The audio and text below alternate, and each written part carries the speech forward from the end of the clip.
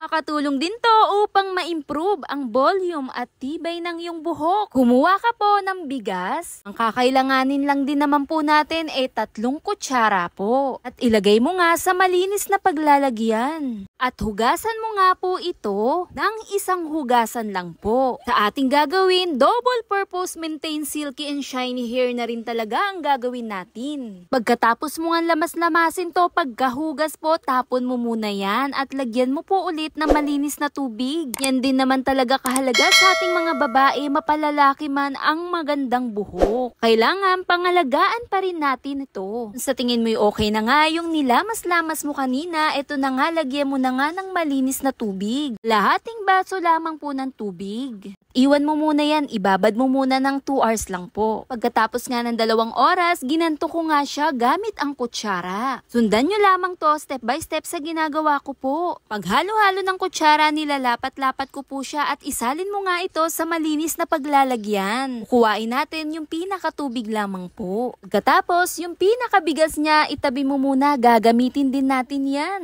At walang masasayang. May iba't ibang paraan para pangalagaan din talaga ang ating mga buhok. Iba din naman talaga ang dala pag kaakit-akit lalo ang buhok. Pagkatapos mo nga itong isalin, itatabi pa rin natin to overnight diyan mismo sa loob ng ating ref para na rin i-fermented rice water natin ito. Lalabas din mismo yung pinaka-minerals at nutrients nito. At kagaya rin nitong bigas na itatabi natin. Bakit kailangan mo pang gumastos ng kung ano-anong pangpaganda lalo sa yung buhok? Ito nga lang sa mga paggamit natin na gagawin natin sadyang makakatulong din talaga para sa yung buhok. Heto na nga ang tubig na bigas kinabukasan. Lagay ka nga lang po dito ng 1/4 cup ng tubig na bigas. Pagkatapos, maglagay ka naman ng 1 kutsarang coconut oil. Kung wala ka namang coconut oil, castor oil ay pwedeng-pwede po. Halu-haluin mo po itong mabuti. Pagkatapos mo nga itong halu-haluin, ilagay mo nga ito sa maliit na paglalagyan, yung may pinaka-spray bottle niya. Kung nga sa tubig na bigas natin, marami rin talagang minerals na nagpapalusog lalo sa ating buhok. Sa pinakaanit natin na maaaring humigop sa paglaki. Po sa ginawa natin, hinayaan natin siya magdamag diyan sa may rep natin. Ma-ferment mismo yung pinakasabaw ng bigas natin. Pwede mo itong gamitin 2 beses lamang din talaga sa 1 linggo. Magugulat ka na lang din talaga sa pinaka-resulta nito. Nakatulong din to lalo na rin sa mga dry ang buhok.